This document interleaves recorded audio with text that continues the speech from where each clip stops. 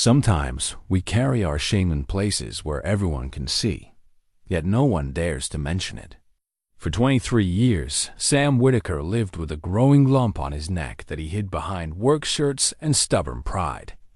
This 68-year-old mechanic in Red Bluff had avoided doctors since his 40s when the small bump first appeared. He kept his secret through his wife's illness, through her funeral, and through every lonely year that followed. Sam fixed engines for a living, but he couldn't fix what was wrong with himself. His small repair shop sat on the edge of town, where he helped everyone else while ignoring his own problems. When dizziness finally forced him to visit the local clinic, a young nurse accidentally pressed against the swelling. Her scream changed everything. What could shock a medical professional so completely? Before we jump back in, tell us where you're tuning in from. And if this story touches you, make sure you're subscribed, because tomorrow I've saved something extra special for you. The morning sun cast long shadows across Sam Whittaker's repair shop as he fumbled with the padlock on the front door. His fingers, once steady enough to thread the smallest bolt, trembled slightly as he worked the key. The dizziness had been getting worse lately, creeping up on him like fog rolling in from the hills that surrounded Red Bluff. He pushed the thought away and stepped inside, breathing in the familiar mixture of motor oil, metal shavings, and faint scent of coffee that seemed permanently embedded in the concrete walls. Sam's tool belt hung on its designated hook beside the door, worn leather polished smooth by decades of use. Every tool had its place screwdrivers arranged by size, wrenches organized with military precision, specialty instruments that most mechanics had never heard of. The belt represented everything Sam valued: order, reliability, the satisfaction of fixing what was broken. He strapped it around his waist with the same ritual he'd performed every morning for 43 years. First as an apprentice, then as the shop's owner. The faded wedding photo sat on his workbench, nearly invisible beneath a layer of dust and grease stains. Martha smiled up at him from behind the cracked glass, her face frozen in that moment of pure joy from their wedding day 37 years ago. Sam couldn't remember the last time he'd actually looked at the picture really looked at it. It had become part of the shop's landscape, as unremarkable as the oil stains on the floor or the calendar that still showed March 2019, the month she died. Morning, Sam. The voice belonged to Pete Rodriguez, whose ancient Chevy pickup had been making unholy sounds for the better part of a month. Pete stood in the doorway, hat in hand, the way people did when they weren't sure of their welcome. Morning. Sam didn't look up from the engine block he was examining. A 1987 Ford transmission. Problems. Simple fix, if you knew what you were doing. Truck still giving you trouble? That's why I'm here. Wife says it sounds like a dying whale. Pete stepped closer, studying Sam's face with the kind of attention that made Sam uncomfortable. You feeling all right? You look a little pale. Sam's hand instinctively moved to his collar, tugging it higher around his neck. The gesture had become so automatic he barely noticed it anymore. I'm fine. Just tired. Let's take a look at that truck. Red Bluff was the kind of town where everyone knew everyone else's business, or thought they did. Population 14,000, nestled in the Sacramento Valley between rolling hills and farmland that stretched to the horizon. Sam had lived here his entire life, had gone to school with half the town, married Martha in the little white church on Elm Street, and buried her in the cemetery just outside town limits. People respected him, trusted him with their vehicles and their problems, but he'd never been what anyone would call sociable. Dr. Elena Vasquez had only been in Red Bluff for 2 years, but she'd already earned a reputation as the kind of doctor who actually listened. She'd taken over the practice from old Dr. Henderson, who'd finally retired after delivering half the babies in town and treating their grandparents' ailments. Elena was different, younger, more direct, with a way of looking at people that suggested she saw more than they were comfortable revealing. Sam Whittaker hasn't been in for a checkup since I arrived, she mentioned to her nurse during their morning rounds. Actually, according to his file, he hasn't been in since 2001. Jenny Martinez was 24, fresh out of nursing school and still adjusting to small-town medicine after growing up in San Francisco. She had the enthusiasm of someone who genuinely wanted to help people, combined with the inexperience that sometimes made her push a little too hard.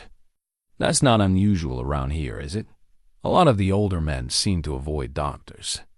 22 years without a checkup is unusual anywhere. Elena made a note in Sam's file. Mrs. Rodriguez mentioned he's been looking unwell lately. Pale, dizzy spells. Maybe we should make a house call. Back at the shop, Sam worked steadily through the morning, but the familiar rhythms of repair work couldn't quite settle his mind. The dizziness came in waves now, sometimes mild enough to ignore, sometimes strong enough that he had to grip the workbench until it passed. He told himself it was just fatigue, stress, the normal wear and tear of getting older. At 68, he was entitled to feel his age. The truth lived in the mirror he avoided and in the careful way he positioned himself, so people couldn't see the left side of his neck. What had started as a small, hard bump in his mid-40s had grown slowly but persistently over the years. By now, it was impossible to miss if you were looking for it. A swelling roughly the size of a tennis ball that distorted the line of his jaw and made certain movements uncomfortable. Martha had noticed it, of course. She'd mentioned it exactly once, about 15 years ago, suggesting maybe he should have someone take a look. The conversation had ended with Sam walking out of the house and not coming back until after midnight. She never brought it up again. The lunch crowd at Rosie's Diner always included the same faces: farmers, shop owners, retirees who had nowhere else to be. Sam usually avoided the social aspects of small-town life, but today his stomach was bothering him and Rosie made the best chicken soup in the county. Sam Whittaker, as I live and breathe, Rosie called from behind the counter. She was 63, had been running the diner since her husband died a decade earlier, and treated her customers like family, whether they wanted it or not. Haven't seen you in here for weeks. Been busy. Sam took a seat at the counter, automatically, choosing the stool that put his left side against the wall. Coffee and soup, please. Rosie studied his face as she poured the coffee. You know, my late husband used to get that same look when something was bothering him. Drawn around the eyes, like he wasn't sleeping well. I'm sleeping fine. Uh-huh. She didn't sound convinced. How's that daughter of yours? Sarah, wasn't it? Haven't heard you mention her in years. The coffee cup rattled slightly as Sam set it down. She's fine. Living in Sacramento. When's the last time you talked to her? Sam didn't answer. The truth was, he couldn't remember exactly when Sarah had stopped calling. The conversations had grown shorter and more strained over the years, especially after Martha died. Their last real talk had ended in angry words and hurt feelings. The kind of argument that starts about one thing and ends up being about everything wrong between two people who love each other but don't know how to say it. The soup arrived, and Sam ate mechanically, barely tasting the familiar flavors. Around him, the diner hummed with conversations about weather and crops, grandchildren, and weekend plans. Normal people living normal lives, dealing with their problems instead of hiding from them. Sam? The voice was soft, concerned. He looked up to find Elena Vasquez standing beside his stool, her doctor's bag in hand. Dr. Vasquez. He straightened slightly, already defensive. I was just having lunch with a friend. Couldn't help but notice you seem a little under the weather. Her smile was professional but warm. Everything all right? Just fine. Thank you. The words came out more sharply than he intended. Alana's eyes flickered briefly to his collar, then back to his face. Well, if you ever need anything, you know where to find me. We're here to help. After she left, Sam finished his soup in silence, aware that several people were watching him with the kind of concerned attention that made his skin crawl. This was exactly why he avoided public places, why he preferred the solitude of his shop where no one could study his face or ask uncomfortable questions. The afternoon brought a steady stream of customers, Mrs. Chun's Honda with a mysterious rattle, young Tommy Martinez's motorcycle that wouldn't start, the high school principal's truck that needed an oil change. Sam worked with practiced efficiency, losing himself in the mechanical puzzles that had always made sense to him. Engines were logical. You diagnosed the problem, identified the solution, and fixed what was broken. People were more complicated. As the sun began to set, casting the shop in golden light, Sam found himself standing before Martha's photograph again. She'd been the one person who could get him to talk, who could coax him out of his silences with patience and gentle humor. After she died, he'd lost more than a wife. He'd lost the only person who could reach him when he retreated too far into himself. The dizziness hit him without warning as he reached for a wrench on the high shelf. The world tilted sideways, and he grabbed the workbench with both hands, breathing hard until his vision cleared. When it passed, he noticed something that made his blood run cold again. Small spot of blood on his collar, where the swelling on his neck had been rubbing against the fabric. For the first time in 23 years, Sam Whittaker allowed himself to think the word that had been living in the dark corners of his mind: cancer. The possibility had always been there, growing along with the lump on his neck, but he'd managed to push it away with work and stubbornness and sheer force of will. Now, with blood on his collar and dizziness that came and went like a warning bell, he could no longer pretend that ignoring the problem would make it disappear. That night, alone in the house he'd shared with Martha, Sam sat at the kitchen table with a cup of coffee going cold in his hands. The silence pressed against him from all sides, broken only by the tick of the clock on the wall and the distant sound of traffic on Highway 99. He thought about calling Sarah, but what would he say? They hadn't spoken in over a year, and their last conversation had been awkward and brief, full of the careful politeness that people use when they don't trust each other with the truth. Instead, he pulled out the phone book and looked up the number for Red Bluff Medical Clinic. His finger hovered over the digits, but he couldn't make himself dial. 23 years of avoidance wasn't something you could overcome in a single evening, even when you were finally scared enough to try. The next morning started like any other, except for the shoebox Sam had pulled from the bedroom closet the night before. It sat on his kitchen table now, sealed with duct tape that had yellowed with age.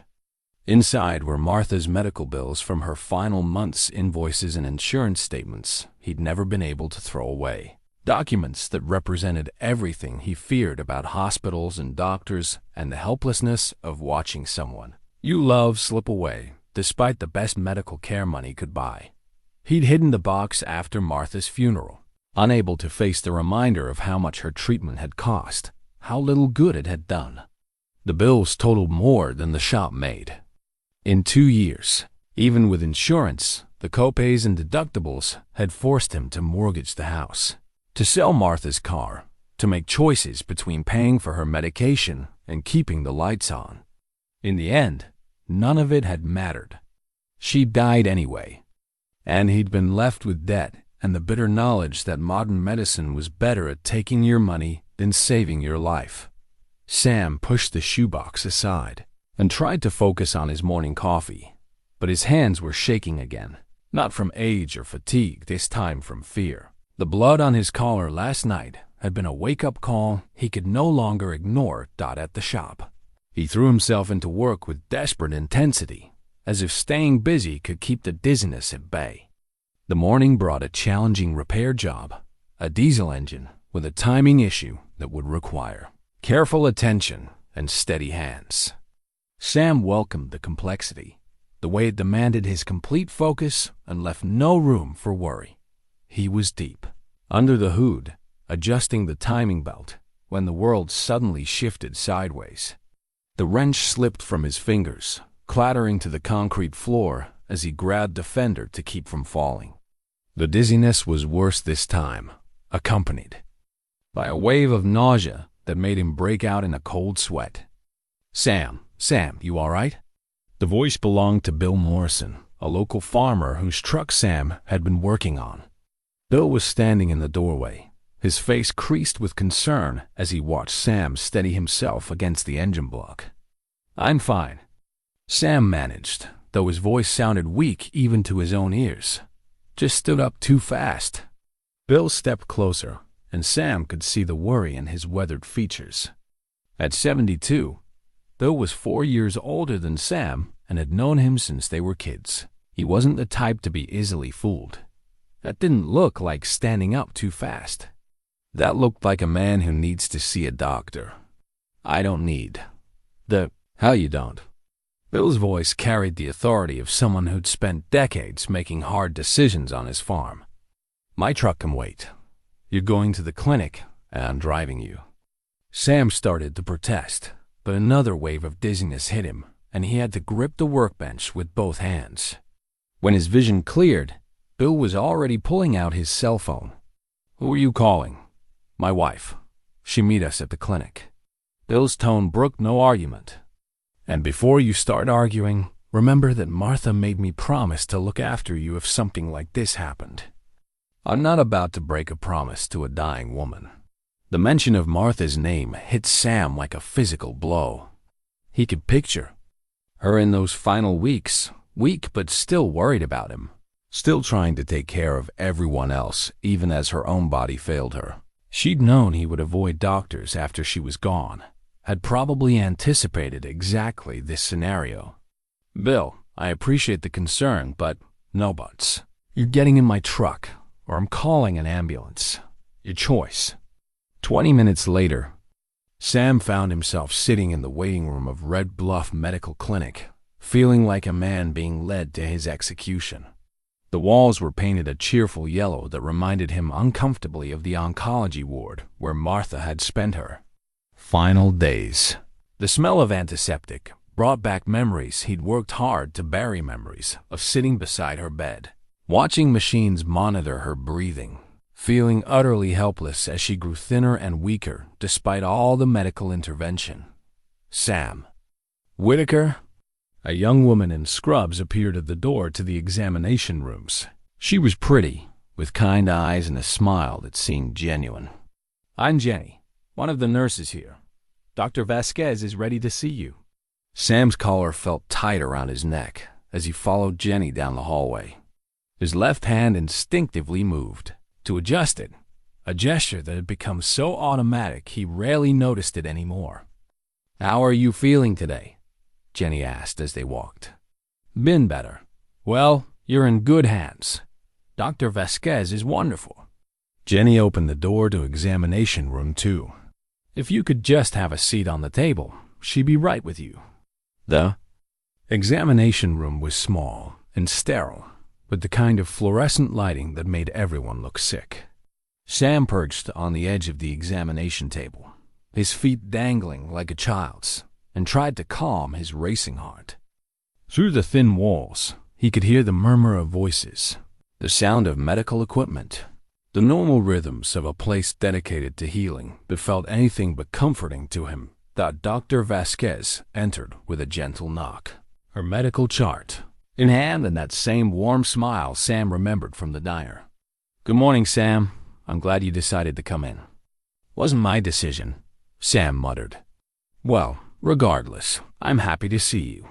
She pulled up a stool and sat down, positioning herself at Sam's eye level instead of looming over him. "Bill Morrison called ahead and mentioned you had a dizzy spell. Can you tell me about that?"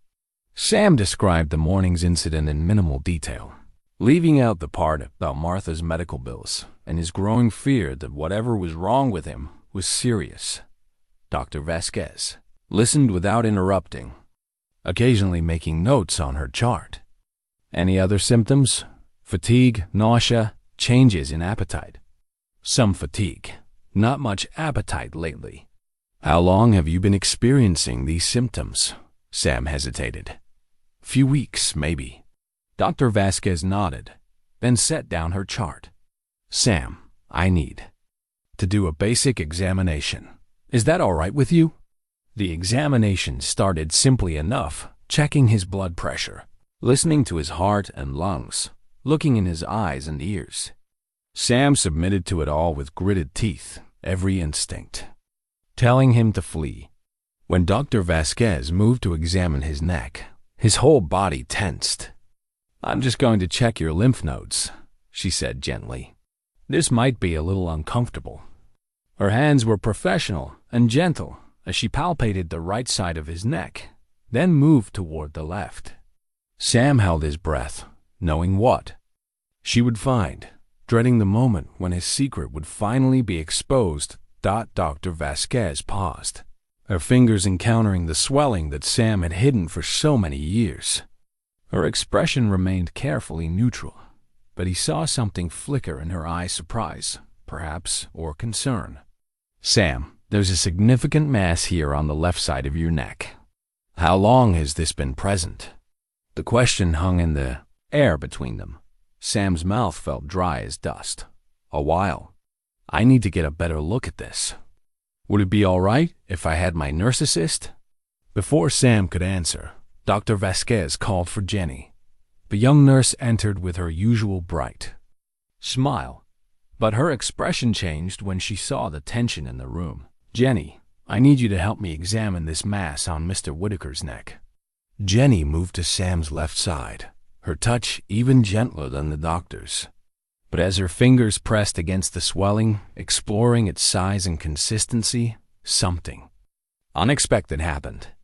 The growth, weakened perhaps by years of slow expansion and recent irritation from Sam's collar, gave way slightly under the pressure. Jenny's gasp filled the small room. She jerked her hand back as if she'd been burned, her face going pale. Dr. Vasquez, I think, oh my God. The young nurse's reaction was immediate and visceral. She stumbled backward, her hand covering her mouth, eyes wide with shock. I'm sorry. I'm so sorry. I've never felt anything like that before. Sam's worst fears crystallized in that moment. If a medical professional could be shocked by simply touching the growth, what did that say about what was wrong with him? He stood up abruptly, panic flooding his system. I need to go. Sam, please. I said I need to go. He was already moving toward the door, his heart pounding so hard he could hear it in his ears. Dr. Vasquez moved quickly to block his path, her voice calm but firm. I understand you're frightened, but we need to figure out what's going on. That mass needs immediate attention. I'm fine. It's nothing. It's not nothing, and you know it. Her voice carried the authority of someone accustomed to dealing with frightened patients. Sam, I think this mass may have been there for a very long time. The good news is that if it was truly dangerous, you wouldn't have survived this long with it. But we need to understand what we're dealing with. Jenny had recovered from her initial shock and was now looking at Sam with a mixture of professional concern and personal embarrassment. I'm sorry. I reacted that way, Mr. Whittaker. I was just surprised. That's no excuse for my unprofessional behavior. Sam looked between the two women, seeing genuine concern in their faces rather than the judgment or pity he'd expected. For the first time in 23 years, someone besides himself knew his secret, and the world hadn't ended. What do you think it is? He asked quietly. Dr. Vasquez returned to her stool, her manner professional but compassionate. I won't know for certain without some tests, but based on the size and consistency, it could be a number of things.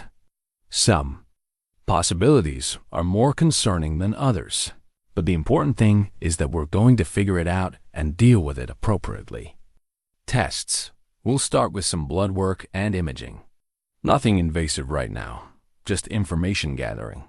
Sam's legs felt weak, and he sat back down on the examination table.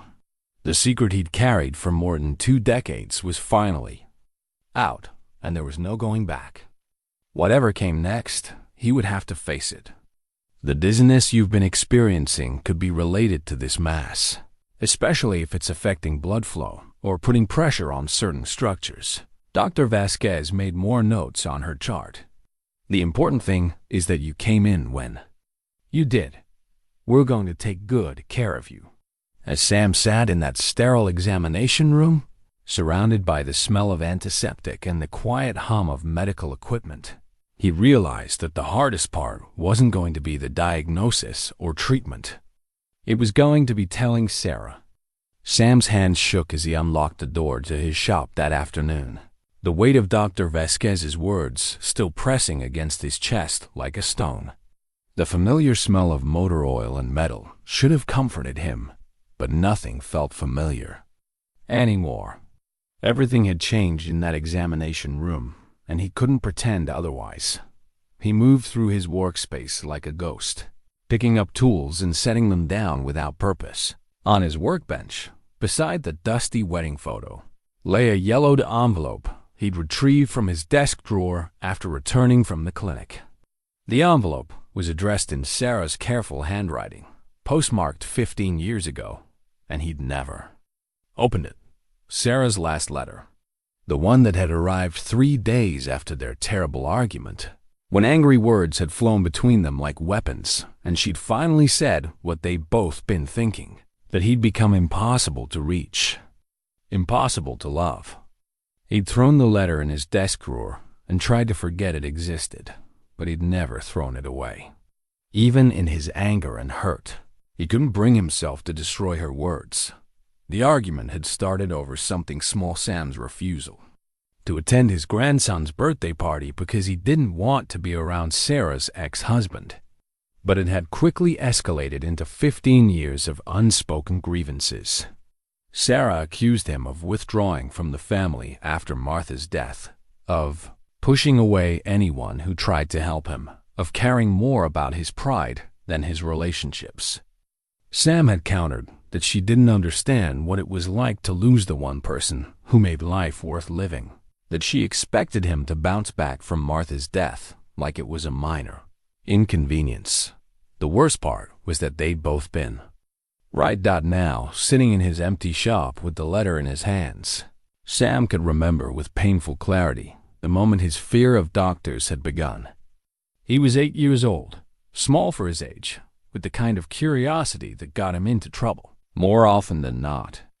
His father had just returned from Korea, carrying invisible wounds that made him drink too much and rage at shadows only he could see. Sam had been playing in his father's room when he found the box under the bed, wooden cigar box that contained his father's war memorabilia.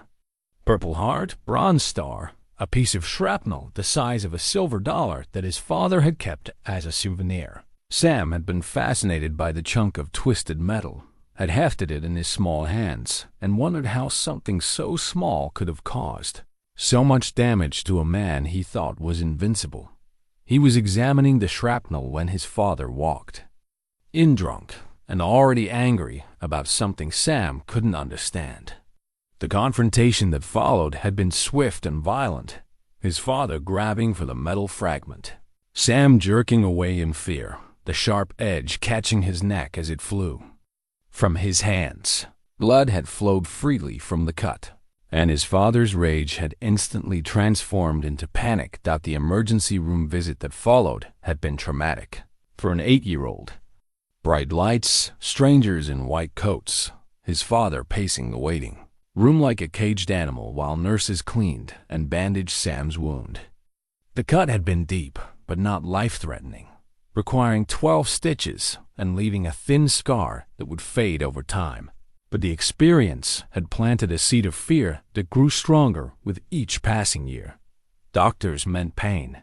Hospitals meant helplessness. Medical emergencies meant watching the people you loved fall apart under pressure. The neck growth had started as a hard, pea-sized lump right along that old scar line when Sam was 45. He told himself it was scar tissue, maybe a cyst, nothing to worry about. When it grew larger, he convinced himself it was just part of getting older. When it started to change the shape of his neck, He bought shirts with higher collars and avoided mirrors. He'd hidden it from Martha for as long as he could, but wives notice things.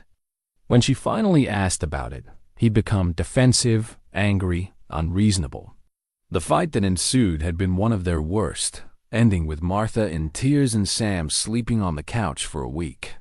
She'd never mentioned it again, but he'd seen her watching him sometimes, worry creasing her forehead in a way that made his chest tight with guilt.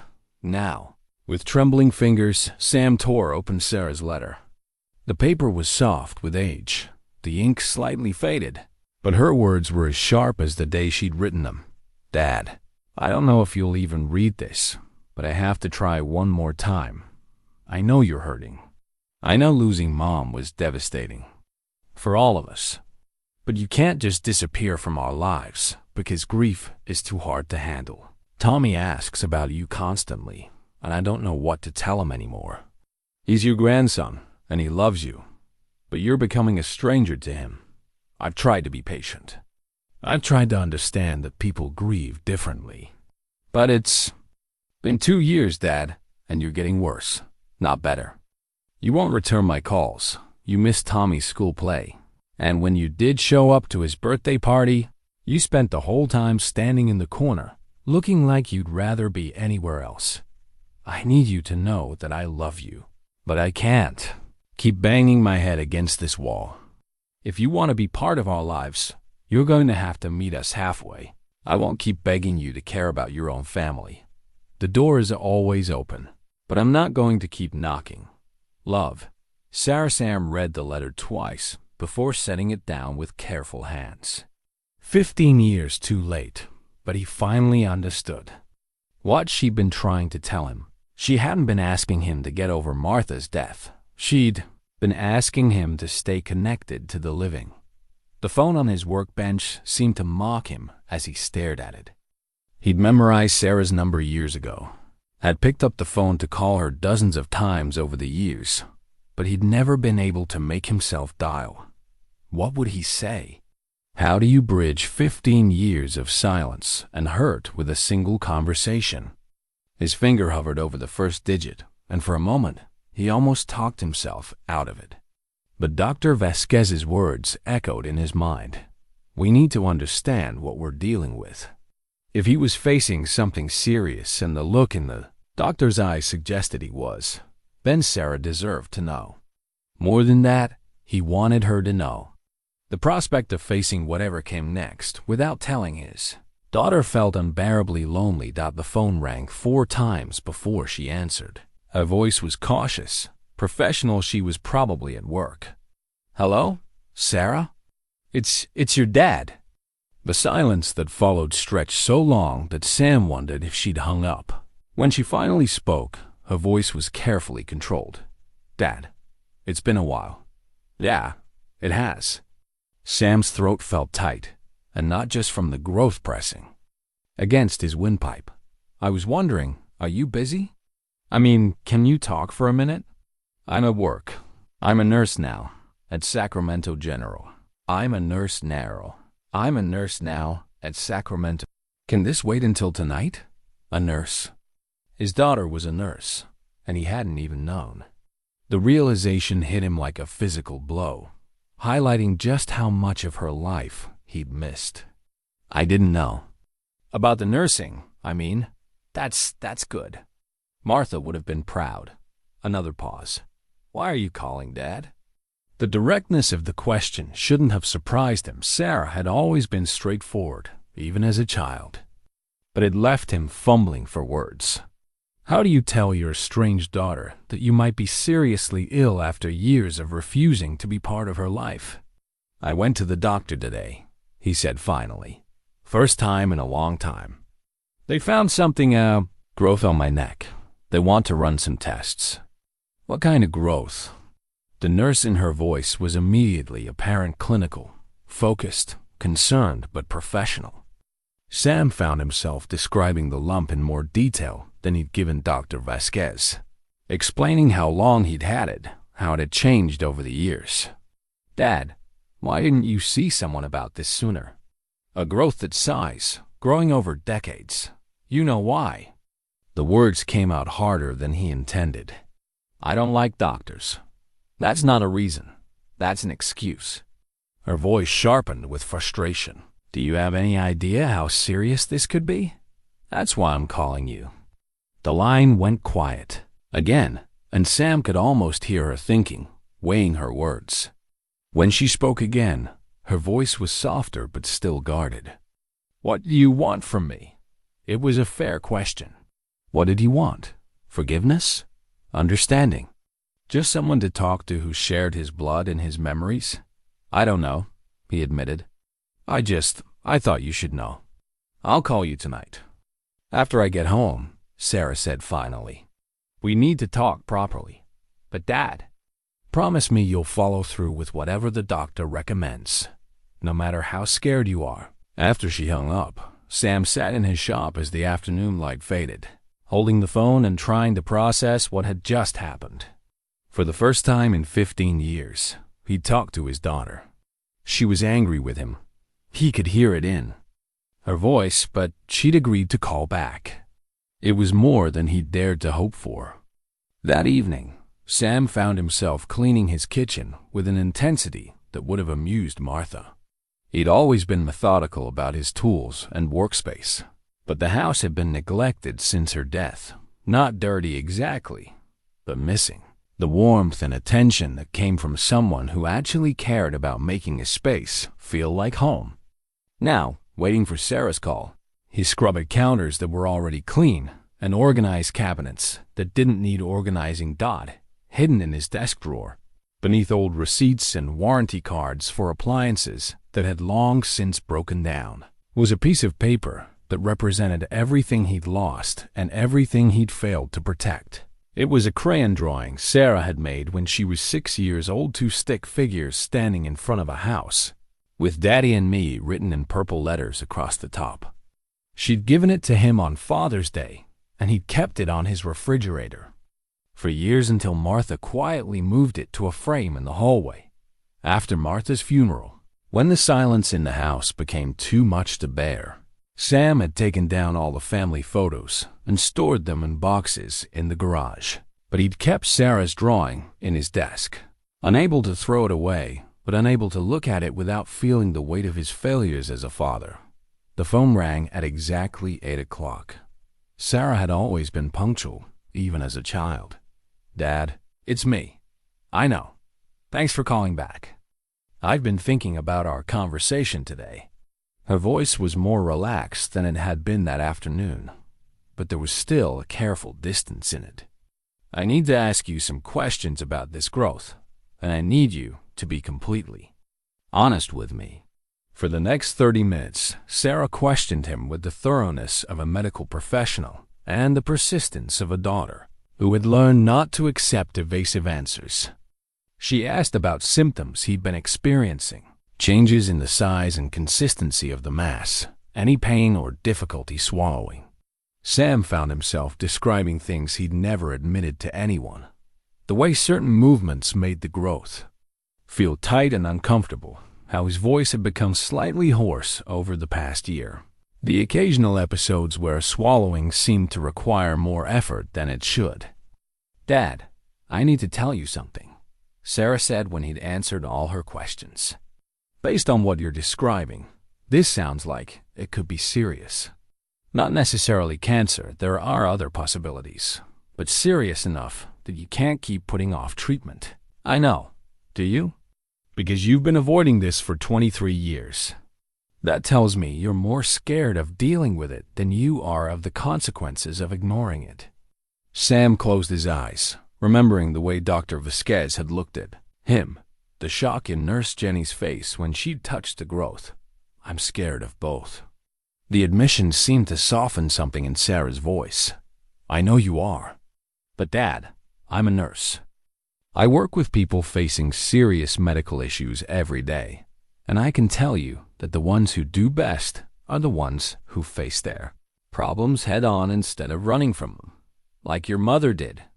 The silence that followed was heavy with shared grief. Martha had fought her cancer with the same determination she'd brought to everything else in her life, researching treatments, asking questions, refusing to give up even when the odds were stacked against her. Sam had watched her battle with a mixture of admiration and helplessness, knowing that his own fear of medical procedures made him useless as a support system. Mom was brave, Sarah said finally, but she was also practical. She knew that running away from the problem wouldn't make it go away. She also knew I couldn't handle watching her go through it. Is that what you think? That you couldn't handle it? Sarah's voice carried a note of surprise. Dad, you were with her every step of the way. You drove her to every appointment, sat with her through every treatment, held her hand when she was scared. Just because you were terrified doesn't mean you weren't brave. Sam felt something crack open in his chest, a space where grief and guilt had been sitting like a stone for 4 years. I felt so useless. All those doctors and treatments and procedures, and I couldn't fix any of it. I couldn't save her. You weren't supposed to save her. You were supposed to love her, and you did that every single day until the end. The tears came then, sudden and overwhelming.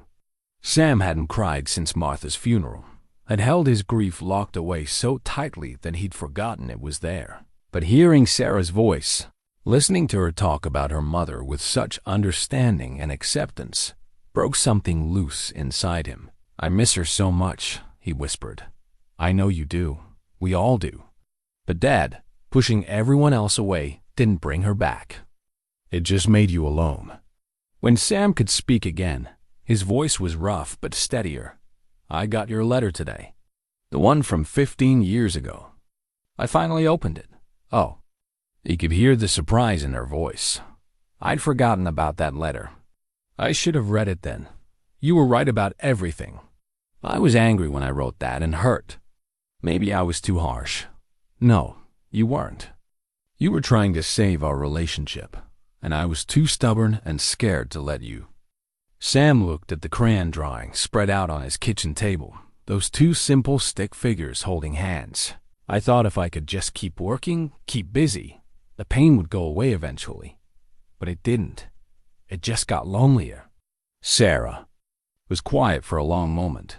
Why are you telling me this now? Because I think I might be running out of time to say it. And because if I'm going to face whatever this thing on my neck turns out to be, I don't want to face it alone. You won't have to. The words came quickly, almost before she'd finished thinking them. I mean, if you want me there. For the tests or whatever comes next. You do that? After everything? You're my father. Of course I'd do that. She paused. And when she spoke again, her voice was softer. But I need something from you in return. What? I need you to promise me that you'll stop hiding. From the doctors, from me, from whatever this is. No more secrets. No more avoiding the hard conversations. If we're going to do this, we're going to do it honestly. Sam thought about all the years he'd spent hiding from his father's war wounds, from his own fears, from the people who loved him. He thought about Martha, who had faced her illness with such courage, and about Sarah, who had become a nurse, despite growing up with a father who was terrified of everything medical. I promise, he said, and meant it. Dr. Vasquez had told him she'd call with the results of his blood work and to schedule the imaging tests. When the phone rang the next morning, Sam answered on the first ring. Mr. Whittaker? This is Elena Vasquez.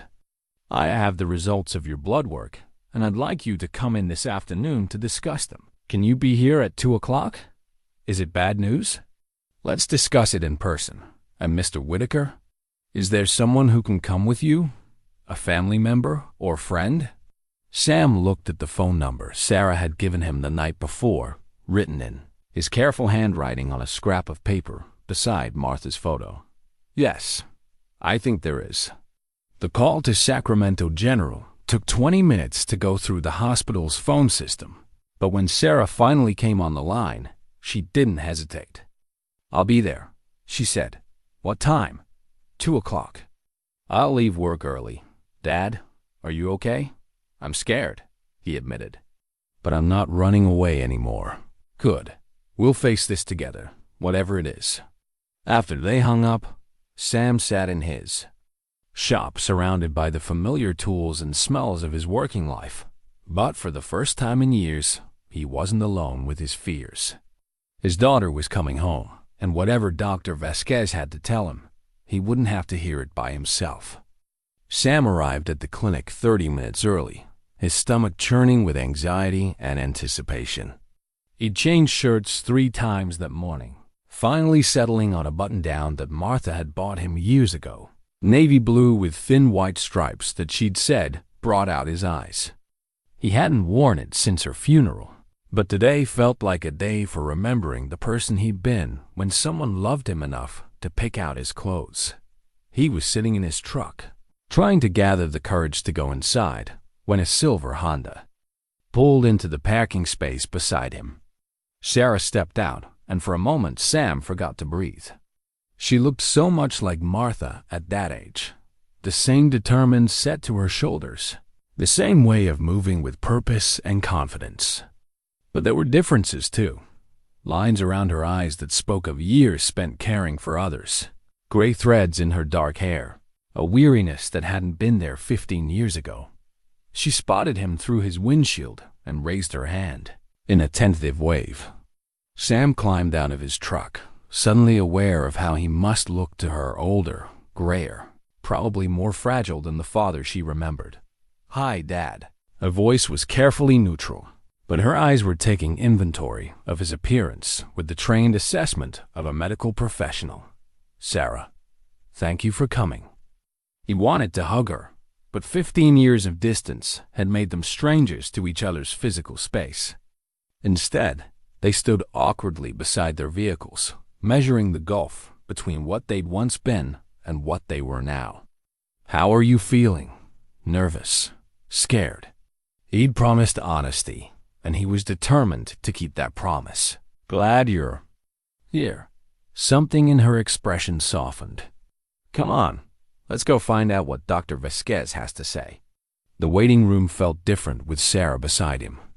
Instead of the sterile, threatening space he'd experienced during his first visit, it became just another room where people sat and worried about things beyond their control. Sarah's presence transformed him from a frightened old man into someone's father, someone worth caring about. "Mr. Whittaker?" Jenny appeared at the door to the examination rooms, her smile brighter than before. "Dr. Vasquez is ready for you. And you must be Sarah. Your father mentioned you were coming." Sarah stood and shook Jenny's hand with the easy confidence of one medical professional meeting another. "Thank you for taking such good care of him." They followed Jenny down the familiar hallway to the same examination room where Sam's secret had been exposed just days earlier. Dr. Vasquez was waiting with a file folder and what looked like printed images, the results of tests Sam barely remembered agreeing to. "Sam, Sarah." Dr. Vasquez stood to greet them, her handshake firm and warm. "I'm so glad you could both be here. Please, have a seat."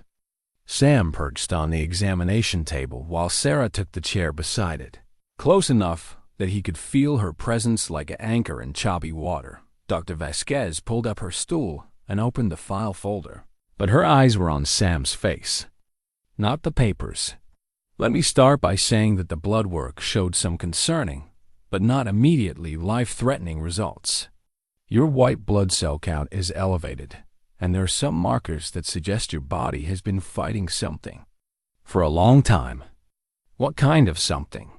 Sarah's voice carried the focused intensity of someone accustomed to asking the right questions.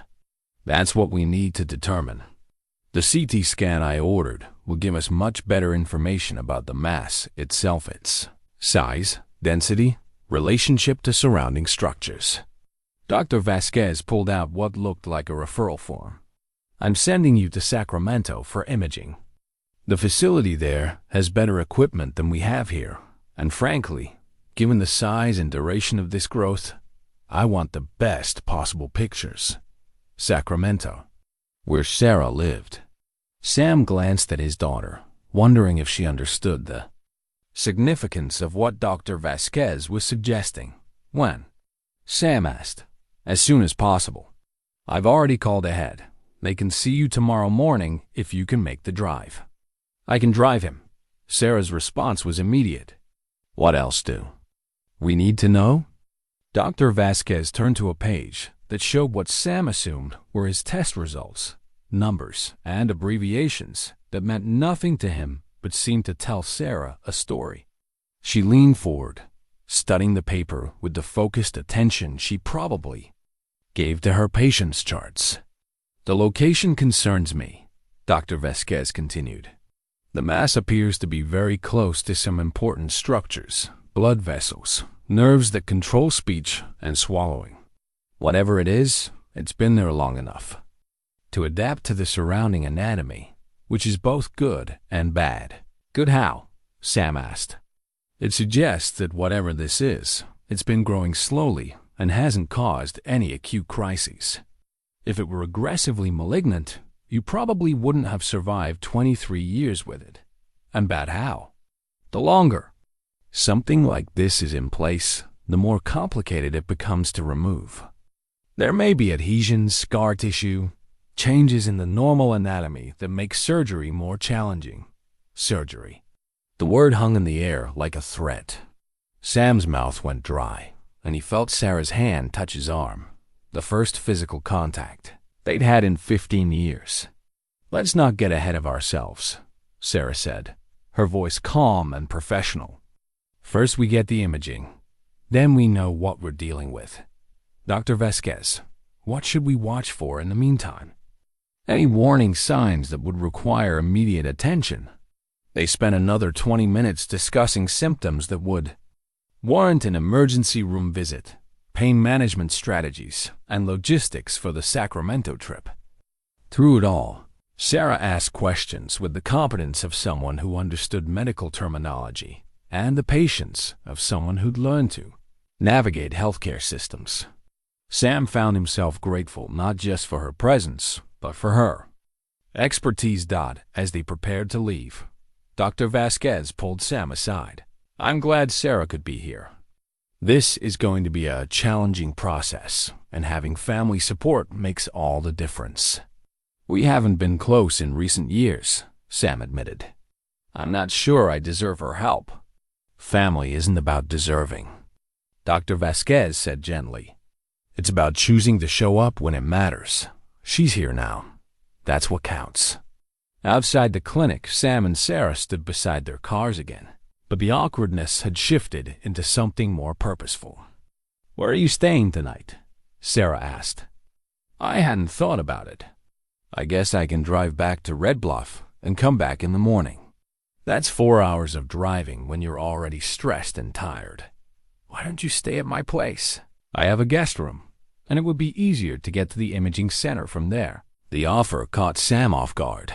He'd expected medical support, maybe even emotional support, but he hadn't dared hope for an invitation into Sarah's life, even temporarily. Are you sure? I don't want to impose. Dad, you're not imposing. You're my father, and you're facing something scary. Let me help you. As Sam followed Sarah's Honda through the Sacramento traffic, he found himself thinking about Martha's garden journal, which he'd discovered in her nightstand drawer after she died. Page after page of careful notes about planting times, watering schedules, soil conditions, pest management. She'd approached gardening the way she'd approached everything else, with patience, attention to detail, and the faith that care and time could make things grow. Sarah's guest room was simple but comfortable, with a quilt that reminded him of something Martha might have chosen, and a small bookshelf filled with medical texts and paperback novels. On the nightstand was a framed photo that made his breath catch Martha, Sarah, and himself at Sarah's nursing school graduation. He'd forgotten the picture existed, forgotten the pride and joy on all their faces that day. I kept meaning to call you after I graduated, Sarah said from the doorway. But so much time had passed, and I didn't know how to bridge the gap. I should have been the one to call. I was the parent. It was my job to fix things between us. Maybe it wasn't about fixing. Maybe it was just about showing up. That night, lying in his daughter's guest room and listening to the unfamiliar sounds of her neighborhood, Sam realized that tomorrow's test results weren't the only thing he was nervous about. He was nervous about letting Sarah back into his life, about trusting someone to care about him again, about the possibility that healing might be more frightening than staying broken. Sam woke before dawn in Sarah's guest room, disoriented by the unfamiliar surroundings and the weight of what lay ahead. Through the thin walls, he could hear his daughter moving around her kitchen, the soft sounds of someone starting their day. With practiced efficiency, coffee brewing, dishes clinking, the quiet rhythm of a life he'd been absent from for far too long. In his overnight bag, wrapped carefully in a soft cloth, was his father's Purple Heart. He brought it without really knowing why, perhaps because today felt like a day that required some connection to the generations that had come before him. The metal was tarnished with age, its ribbon faded from purple to a dusty lavender, but it still carried the weight of sacrifice and endurance that had defined his family for decades.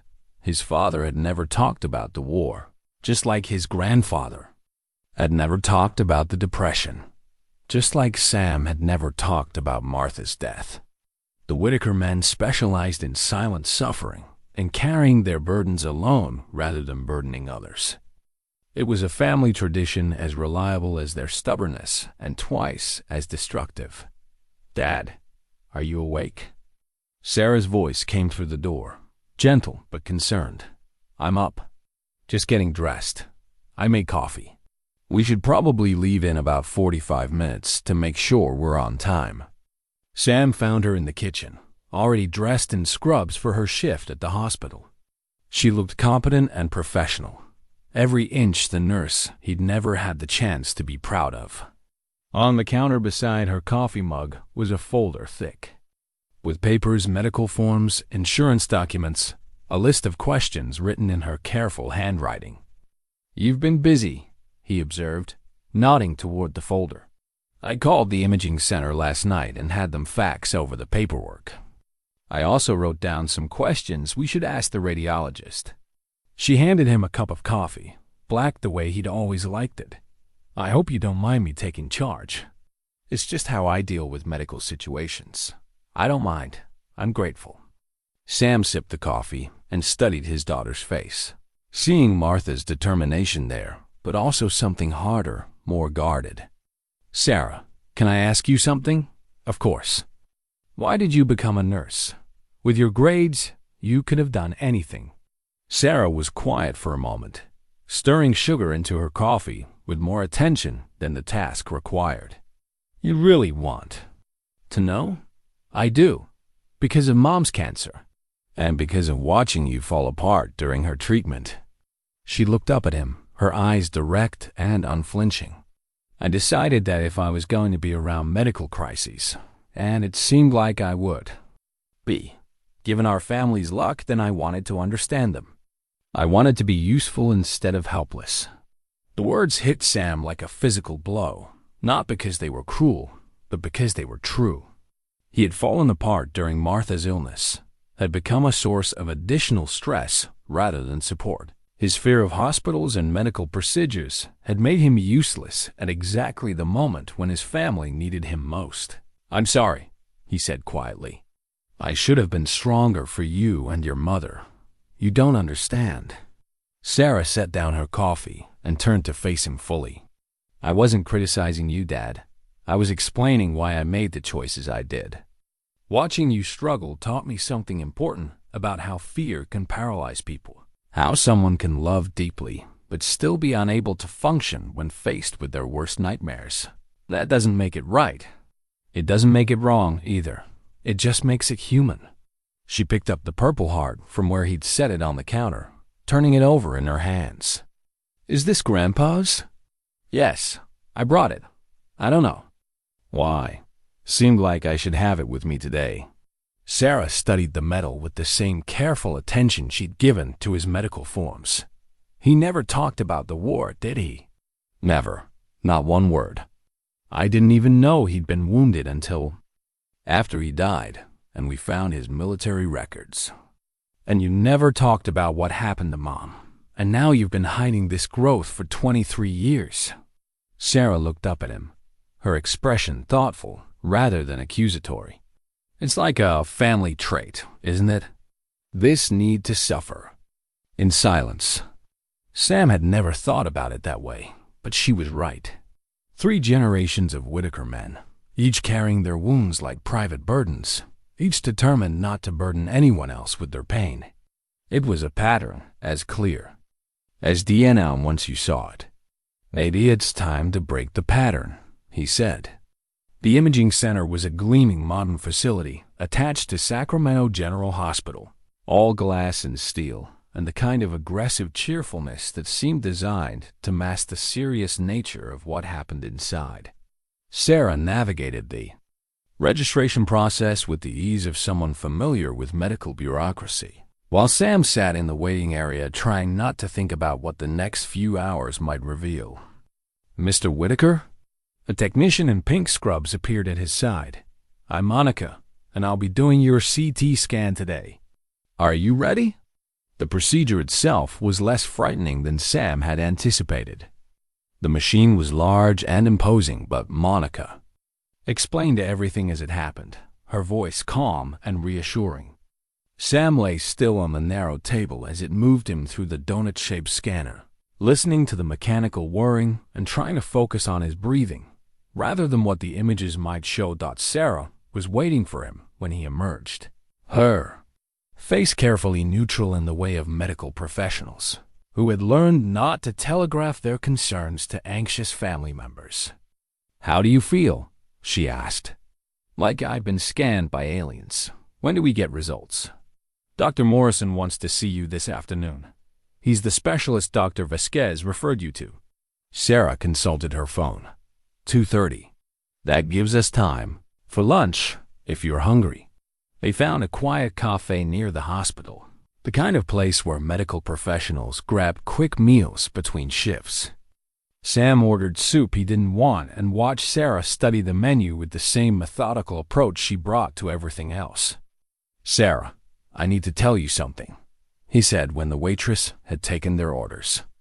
About the day your mother died. She looked up from her menu, suddenly very still. What about it? I wasn't there when it happened. I'd gone home to shower and change clothes, and she died while I was gone. The words came out in a rush. 23 years of guilt finally finding voice. The nurses said it was peaceful, that she just stopped breathing in her sleep, but I wasn't holding her hand. I wasn't there. Sarah reached across the table and covered his hand with hers. Then she knew you loved her. Being there for every minute of someone's illness isn't what makes you a good husband. Being there for the life you shared is what matters. I failed her at the end. No, you didn't. You loved her through 43 years of marriage, through cancer treatments that would have broken weaker couples, through grief and fear and uncertainty. Missing the exact moment of her death doesn't erase any of that. When Dr. Morrison called them into his office that afternoon, Sam was surprised to find himself feeling calmer than he had all day. The doctor was younger than Sam had expected, maybe 50, with the kind of quiet confidence that suggested he'd delivered difficult news many times before. I've reviewed your scans, Mr. Whittaker, and I have some preliminary findings to discuss with you. The mass is indeed quite large and appears to have been there for many years, just as you described. But there are some unusual characteristics that we need to explore further. Unusual how?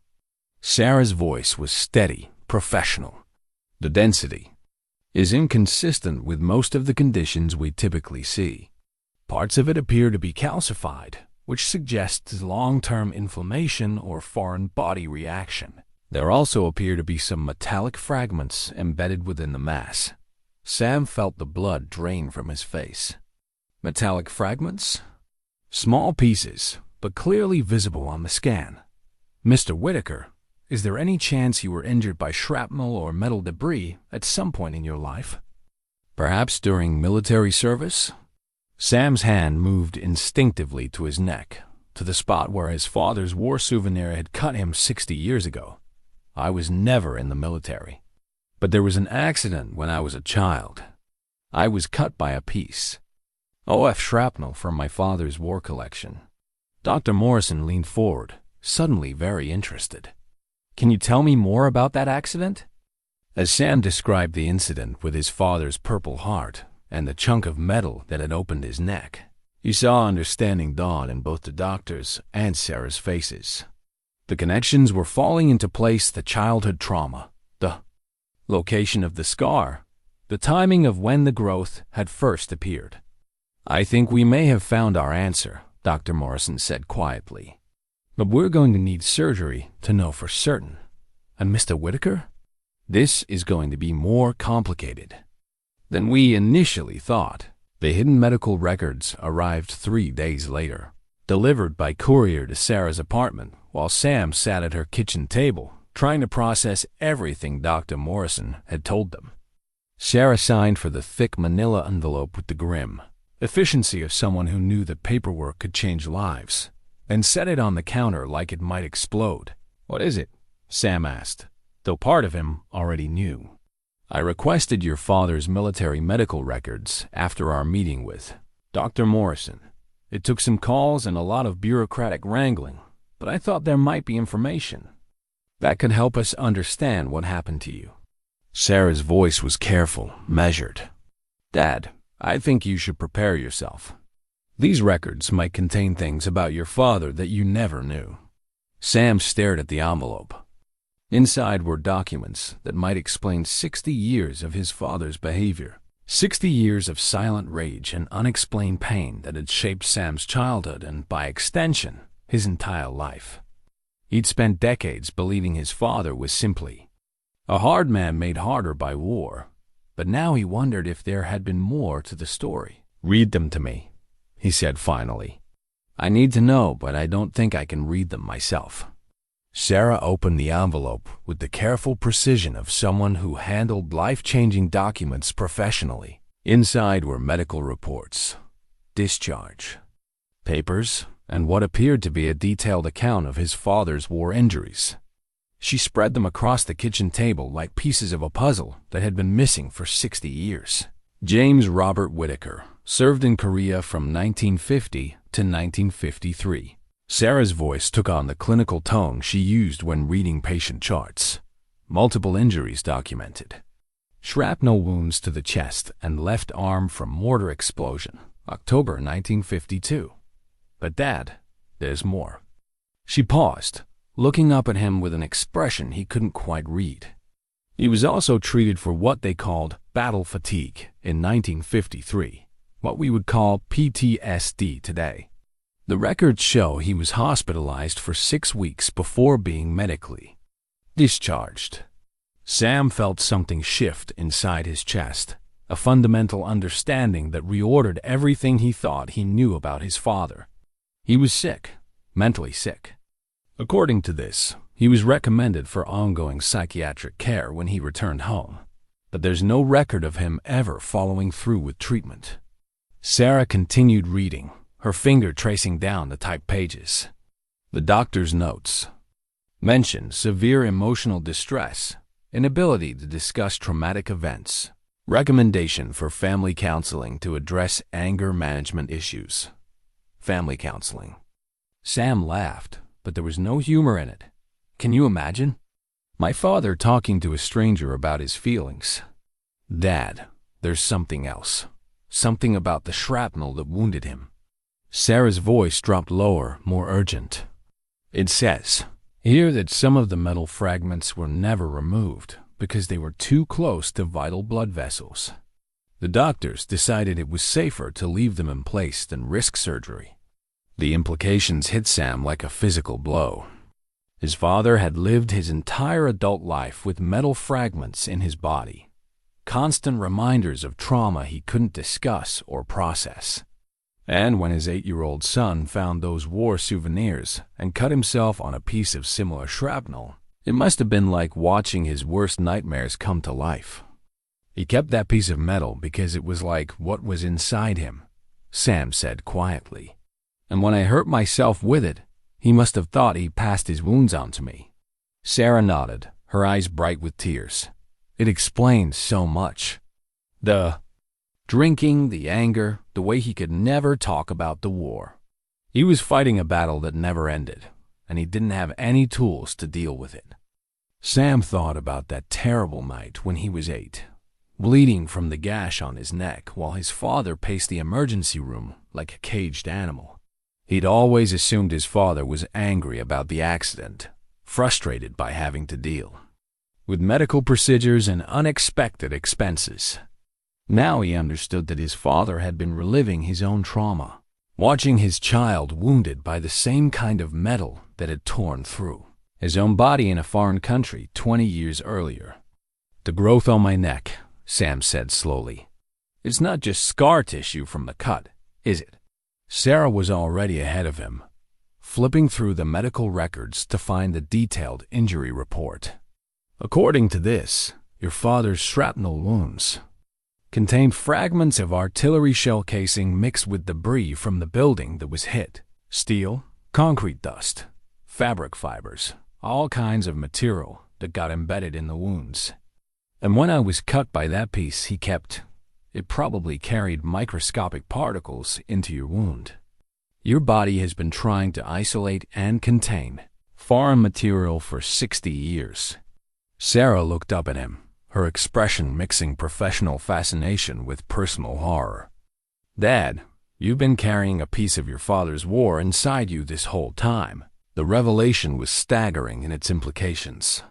Sam's medical phobia, his lifelong avoidance of doctors, his inability to seek help even when his health was clearly deteriorating, it all traced back to that moment when his father's trauma had literally become embedded in his own flesh. 3 generations, Sarah said quietly. Grandpa carried his war wounds in silence. You carried Grandpa's war wounds in silence.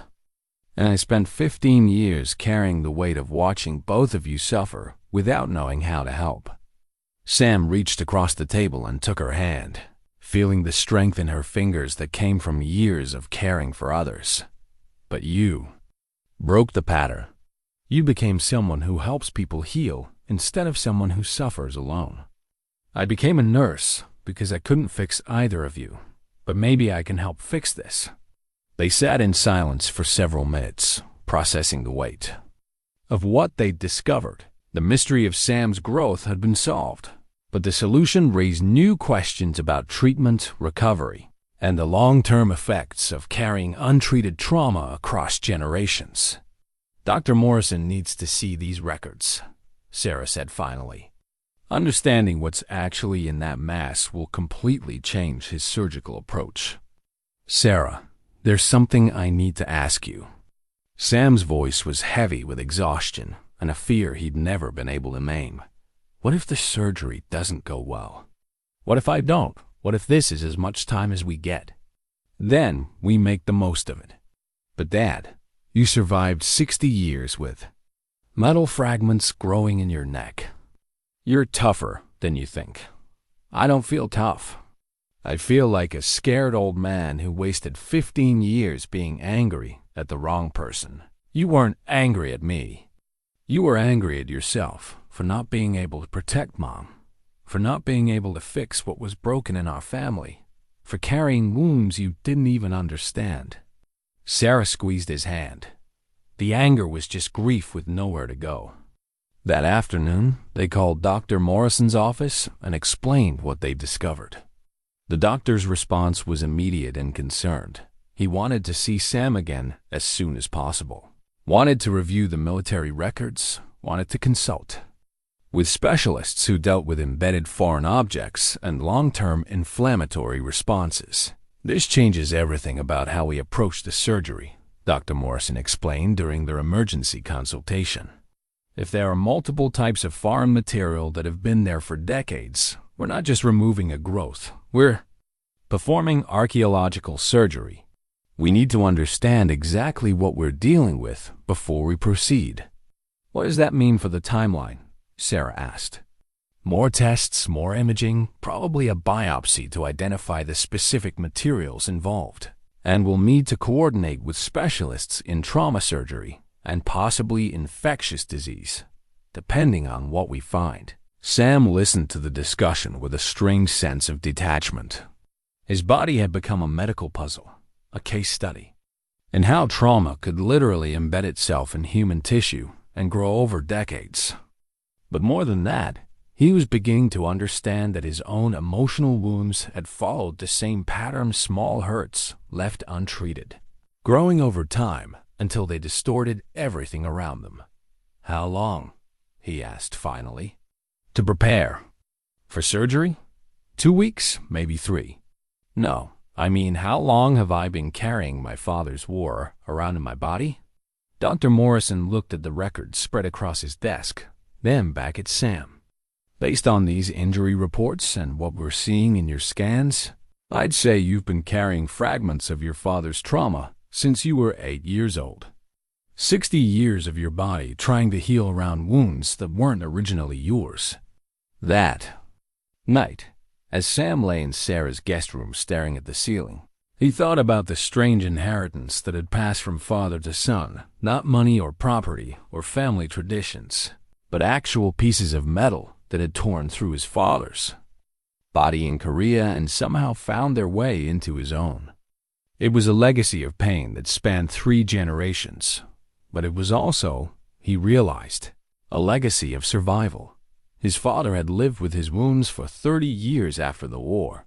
Sam had lived with his own version for 60 years.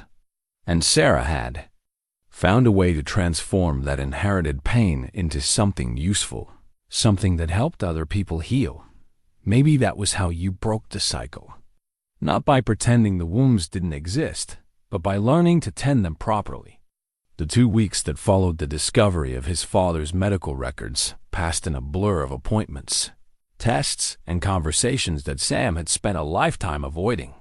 Sarah had taken extended leave from her job, a decision that both humbled and terrified him. He kept expecting her to change her mind, to decide that 15 years of estrangement was too much to overcome. But she remained steadfast in her commitment to see him through whatever lay ahead. Martha's wedding ring still circled Sam's finger, worn thin from decades of nervous turning but never removed, not even during the most recent round of medical tests. He caught himself twisting it during difficult conversations, the familiar weight and texture a comfort that connected him to the woman who had understood him better than he understood himself. Sarah had noticed the habit but hadn't commented on it, though he sometimes caught her watching his hands with an expression he couldn't quite read. "Dad, we need to talk about some practical things," Sarah said one morning as they sat in her kitchen, surrounded by medical files and insurance paperwork that seemed to multiply overnight. "Dr. Morrison wants to schedule the surgery for next Friday. That gives us a week to make sure everything is in order." Sam nodded, though the word everything felt impossibly vast. How you prepare for surgery that might reveal 60 years of embedded trauma? How do you organize a life that had been deliberately kept small and isolated? "I've been thinking about the shop," he said. "If something happens to me during the surgery, I want you to have it. The building, the equipment, everything. Nothing's going to happen to you. But if it does, Dad, stop." Sarah's voice was firm but gentle. "We're not planning your funeral. We're planning your recovery." But Sam couldn't shake the feeling that this surgery was about more than removing a growth from his neck.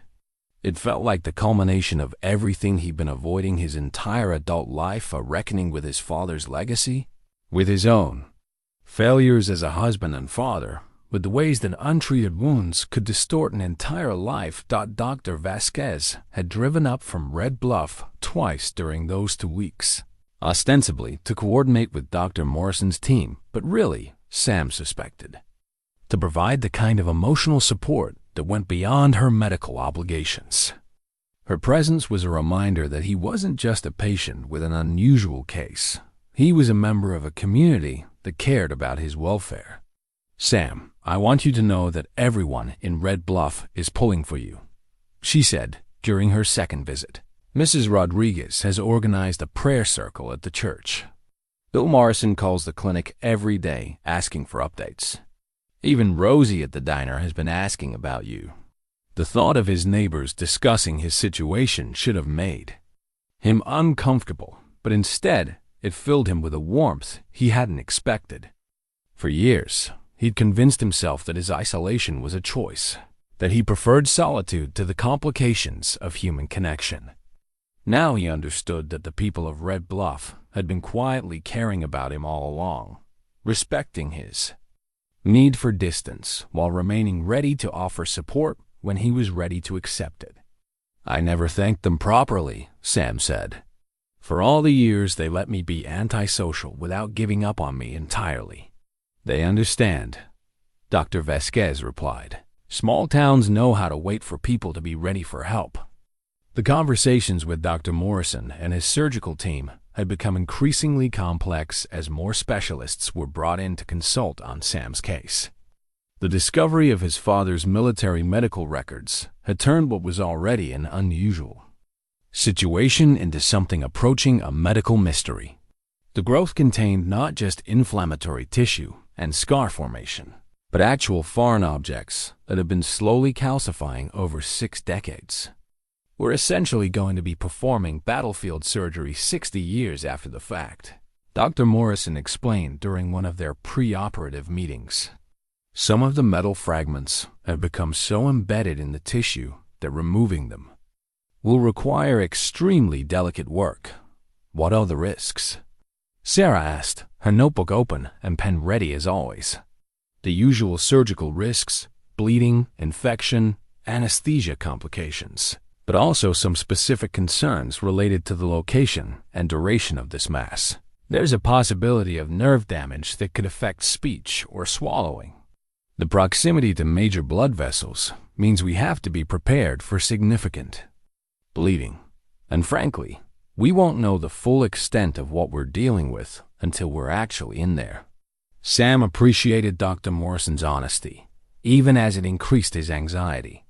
After a lifetime of avoiding medical care, he was about to undergo one of the most complex procedures the surgical team had ever attempted. There's something else we need to discuss, Dr. Morrison continued.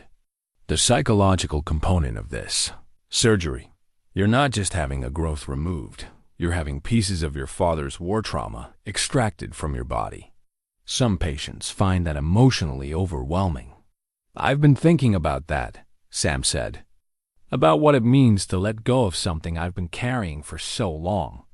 Sarah reached over and touched his arm. Maybe it means you can finally start healing from wounds that were never really yours to carry.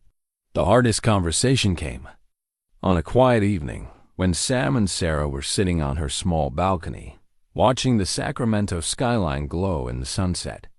Sam had been turning Martha's ring around his finger, a habit that had become more pronounced as the surgery date approached. Sarah, I need to tell you about the last conversation I had with your mother, he said finally. The real last conversation. Not the one I told you about. Sarah set down her coffee cup and turned to face him, her expression careful and attentive. It was the night before she died, and she was more alert than she'd been in days. The pain medication had been reduced, and she seemed almost like herself again. Sam's voice was quiet, reflective. She told me she was worried about what would happen to me after she was gone. She said she knew I'd try to disappear into myself, and she made me promise to stay connected to you and to the people who cared about me. What did you tell her? I promised her I would. And then I spent 4 years doing exactly what she'd been afraid I would do. Sam twisted his wedding ring again, the gesture unconscious and repetitive. I broke the most important promise I ever made to the most important person in my life. Dad, no, let me finish. When I realized how sick I was, when I finally admitted that I might be dying, the thing that scared me most wasn't death. It was the thought of dying without ever telling you that I was sorry, without making things right between us. Sarah was quiet for a long moment, watching the last light fade from the sky.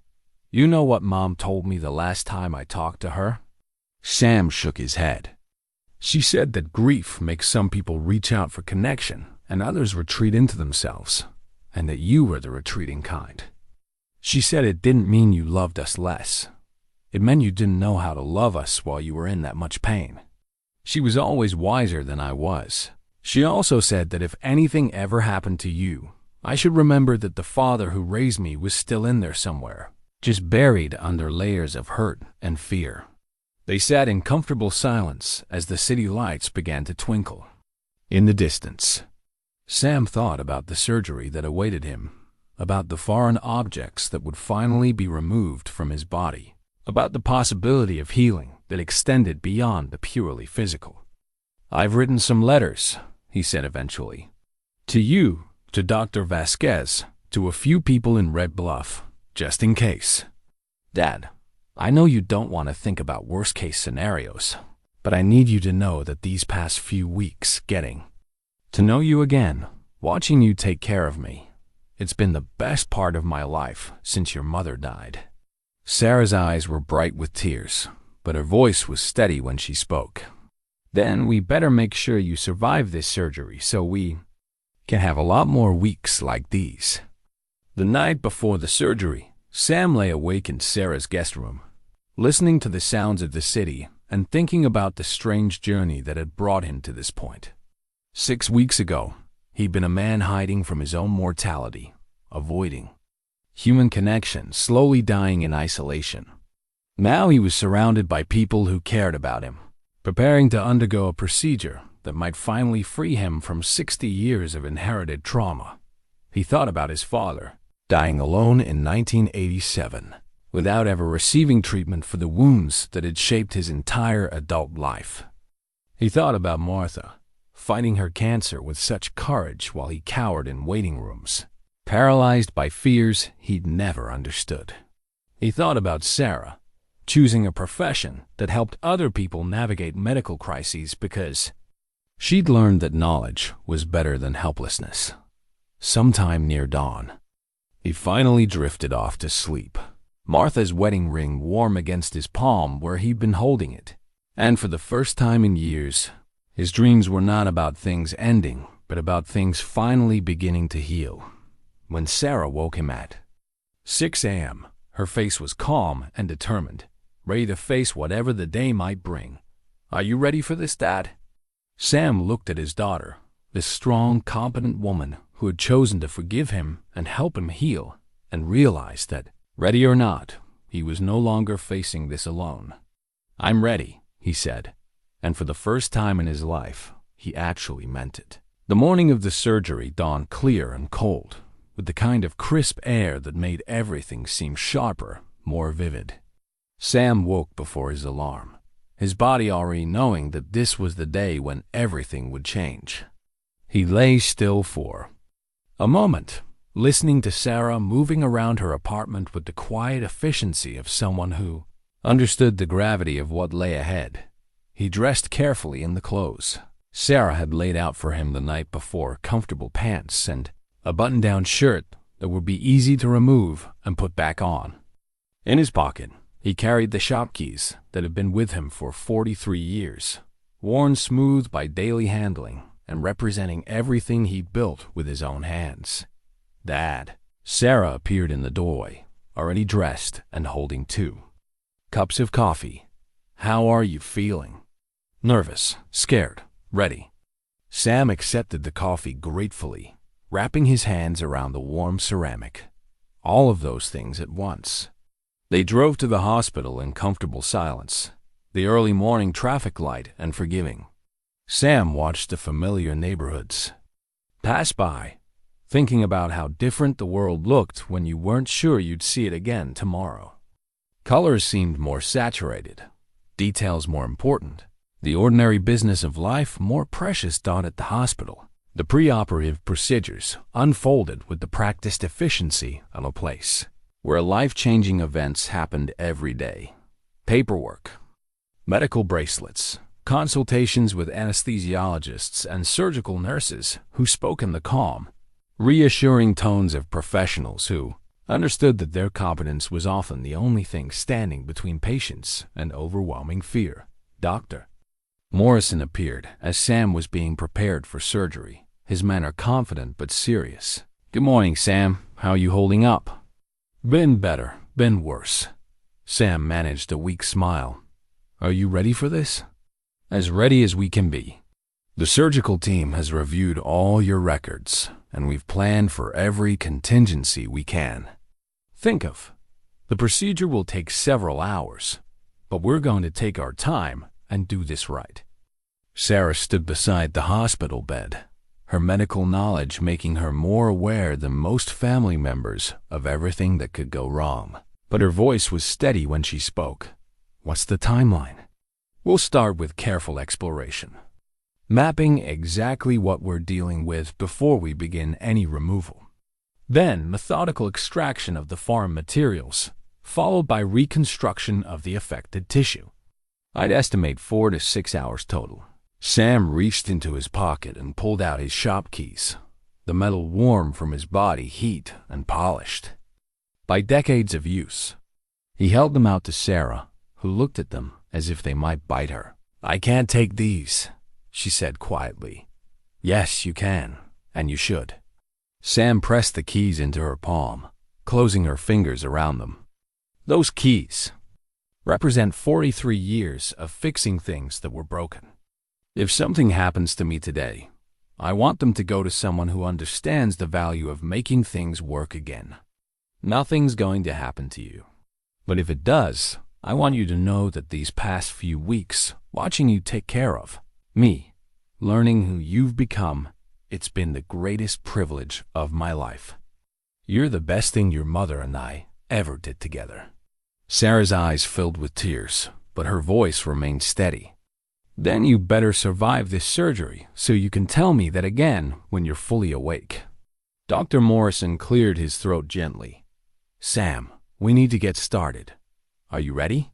Sam looked around the preoperative room one more time, at Sarah's face, at the medical equipment that would monitor his vital signs, at the ordinary fluorescent lights that seemed to hold extraordinary significance this morning.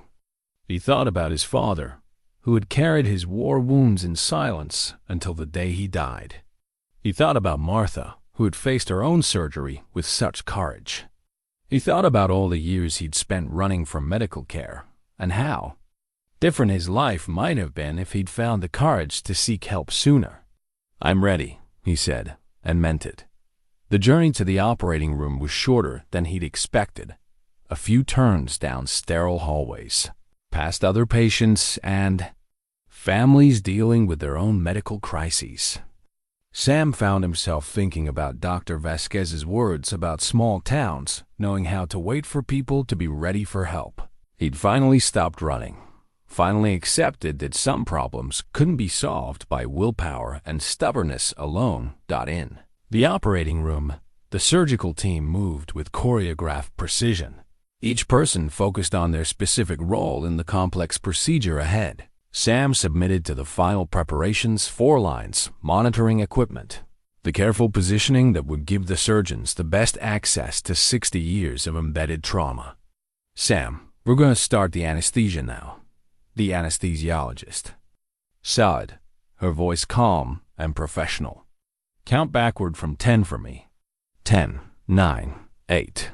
Sam's last conscious thought was of Sarah's face, determined and loving, promising without words that she would be there. When he woke up, the surgical team worked in focused silence as Sam's breathing settled into the artificial rhythm of general anesthesia. Dr. Morrison made the first careful incision, beginning the delicate process of exploring tissue that had been shaped by decades of foreign material and inflammatory response. "My God," one of the residents whispered as the full extent of the mass became visible. "I've never seen anything like this." "Neither have I," Dr. Morrison replied, his voice tight with concentration. "But we're going to fix it, all of it." Dr. Morrison worked with painstaking precision, his movements deliberate and measured as he carefully dissected through layers of tissue that told the story of Sam's body's 60-year struggle with foreign material. Each layer revealed new complexity: scar tissue that had formed protective barriers around metal fragments, calcified deposits that had grown like strange pearls around pieces of his father's war, inflammation that had waxed and waned over decades of his body's patient attempts at healing.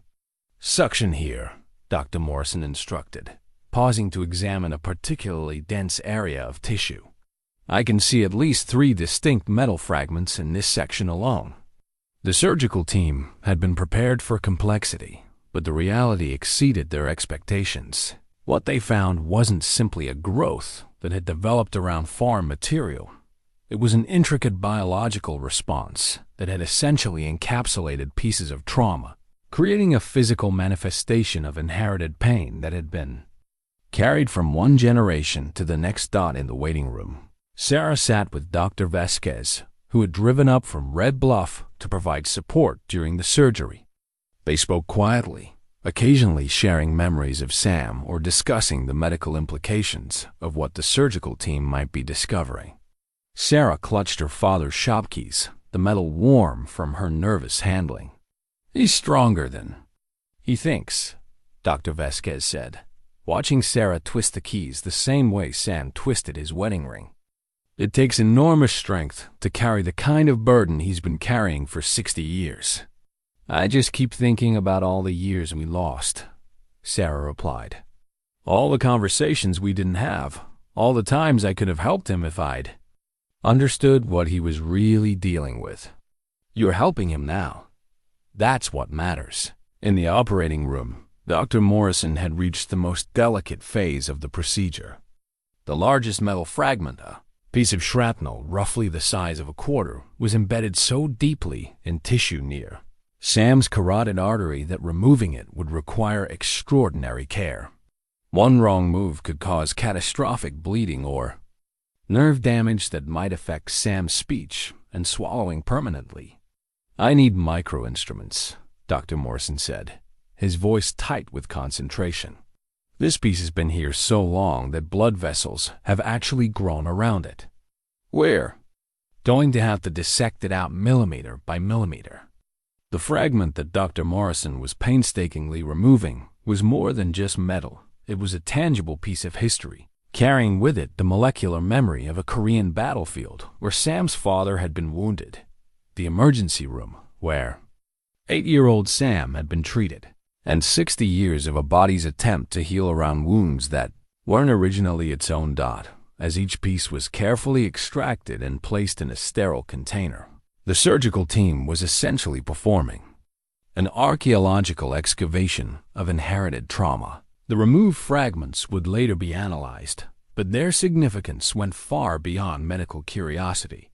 They represented the physical manifestation of how pain could be passed from one generation to the next, how untreated wounds could literally embed themselves in the bodies of those who loved the wounded. "Heart rate and blood pressure are stable," the anesthesiologist reported. "He's tolerating the procedure well." Dr. Morrison continued his meticulous work, removing not just metal fragments, but also the calcified tissue that had formed around them, the scar tissue that had created protective barriers, and the inflammatory material that represented decades of his body's confused attempts to heal. With each piece removed, Sam's neck began to resume a more normal shape, the distortion that had marked him for so many years slowly disappearing. "The largest fragment is out," Dr. Morrison announced, holding up a piece of metal that gleamed dully under the surgical lights. No significant bleeding, no apparent nerve damage. The collective sigh of relief from the surgical team was audible. They had successfully removed the most dangerous piece, the one that had posed the greatest risk to Sam's life and function. The remaining fragments would be challenging, but not life-threatening to extract. As the surgery progressed, what emerged was not just a medical success, but a profound act of healing that extended beyond the purely physical. Each removed fragment represented a step toward breaking the cycle of inherited trauma that had shaped 3 generations of Whittaker men. Sam's body was finally being freed from the literal weight of his father's war, allowing both of them, in a sense, to find peace. The final phase of the surgery involved careful reconstruction of the tissue, ensuring that blood flow and nerve function would return to normal. Dr. Morrison worked with the same precision he'd shown throughout the procedure, creating clean surgical lines that would heal properly and leave Sam with minimal scarring. "All fragments removed," Dr. Morrison announced to the surgical team. "Reconstruction complete. Let's wake him up." In the recovery room, as Sam slowly emerged from anesthesia, his first sensation was the absence of the weight he'd carried on his neck for 60 years. His hand moved instinctively to the surgical site, finding clean bandages instead of the familiar bulk of the growth that had defined his appearance for so long. "Dad?" Sarah's voice seemed to come from very far away, but it was warm and real, and filled with relief. "You're okay." The surgery went perfectly. Sam tried to speak, but found his throat too dry and sore from the breathing tube. Sarah understood and offered him ice chips, the cold relief allowing him to whisper his first words in his new, unencumbered body. "Is it gone?" he asked. "It's gone," Sarah confirmed, tears streaming down her face. "All of it? You're free." 3 months after the surgery, Sam stood in front of his repair shop on a crisp October morning, breathing in the familiar smell of motor oil and autumn air, without the weight that had pressed against his throat for 60 years. The surgical scar had healed to a thin line that was barely visible unless you knew to look for it. But the real healing had gone much deeper than skin and tissue. On his workbench, in the place where Martha's dusty wedding photo had sat for so many years, was a new family picture Sam and Sarah together at the shop, both wearing work clothes and genuine smiles. The old photo of Martha hadn't been discarded. It had been moved to a place of honor on the wall beside a framed copy of his father's Purple Heart and the medical documentation of the surgery that had finally freed them all from the weight of inherited trauma. "Hand me that socket wrench, would you?" Sam called to Sarah, who was bent over the engine of Mrs. Chun's Honda. His voice was stronger now, clearer, no longer strained by the pressure of foreign objects against his WIND-PIP. Sarah had made good on her promise to relocate back to Red Bluff, taking a position at the local clinic where Dr. Vasquez had welcomed her with the enthusiasm of someone who understood the value of experienced medical professionals in a small town. But 3 afternoons a week, she worked alongside her father in the shop, learning the mechanical skills that had been passed down through generations of Whittaker men and would now, for the first time, be passed to a Whittaker woman as well. "I still can't believe you talked me into this," Sarah said, wiping grease from her hands with a shop rag that bore the permanent stains of honest work. 6 months ago, I was working in a major hospital in Sacramento. Now I'm learning to rebuild transmissions. 6 months ago, I was hiding in this shop, slowly dying from something I was too scared to face, Sam replied. Amazing what can change when people stop running from the hard conversations. The community of Red Bluff had embraced Sam's recovery, and Sarah's return with the quiet satisfaction of people who had been patiently waiting for a good ending to a long, difficult story. Mrs. Rodriguez brought them lunch twice a week, claiming she was testing new recipes, but really just wanting to check on Sam's continued health. Bill Morrison stopped by regularly, sometimes with legitimate repair work, but often just to sit and talk about weather and crops and the comfortable rhythms of life in a place where people looked after each other. Dr. Vasquez had become more than Sam's physician. She'd become a friend who understood the courage required to face long-avoided truths. Her regular checkups had evolved into conversations about healing, not just physical, but emotional and spiritual recovery that took time and patience, and the support of people who cared enough to stick around through the difficult parts. "Your blood work looks excellent," she told him during his most recent appointment. "Better than it's been in years. Whatever you're doing, keep doing it." "What?" Sam was doing was living, really living for the first time since Martha's death. He was attending community events, accepting dinner invitations, and slowly rebuilding connections that he'd allowed to wither during his years of self-imposed isolation. The man who had once hidden behind work shirts and stubborn pride was learning to accept help, to offer friendship, and to believe that he was worthy of the care and concern that others wanted to give him. The most profound change was in his relationship with Sarah. The careful distance that had marked their first interactions had gradually given way to the easy intimacy of two adults who genuinely enjoyed each other's company. They talked about Martha now sharing memories, laughing about her quirks, honoring her presence in their lives without being trapped by grief.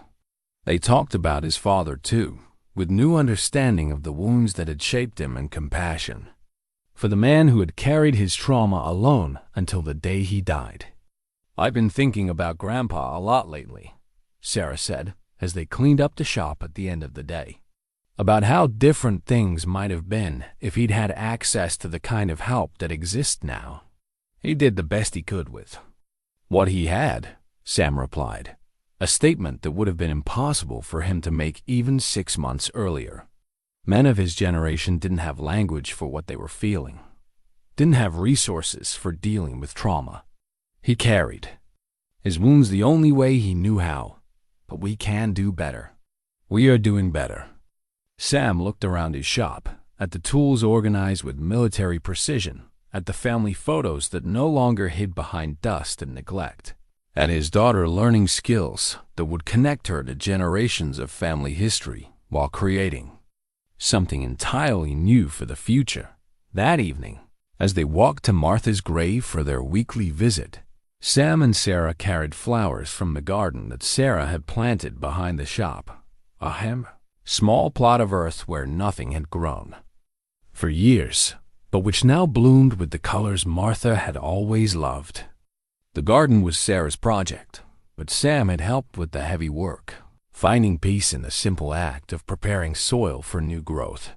Standing beside Martha's headstone, Sam no longer felt the crushing weight of promises broken and love unexpressed. Instead, he felt the quiet satisfaction of a man who had finally learned to tend the living as carefully as he honored the dead. "I think Mom would be proud of us," Sarah said, arranging the flowers in the small vase they kept at the gravesite. "I think she'd be relieved," Sam replied. "She always worried that I'd disappear into myself after she was gone."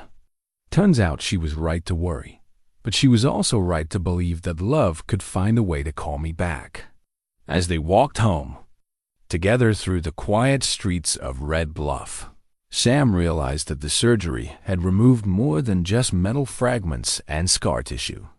It had removed the barriers he'd built around his heart, the fear that had kept him isolated, and the shame that had convinced him he wasn't worthy of love and care. He was 78 years old, and for the first time in decades, he was looking forward to tomorrow.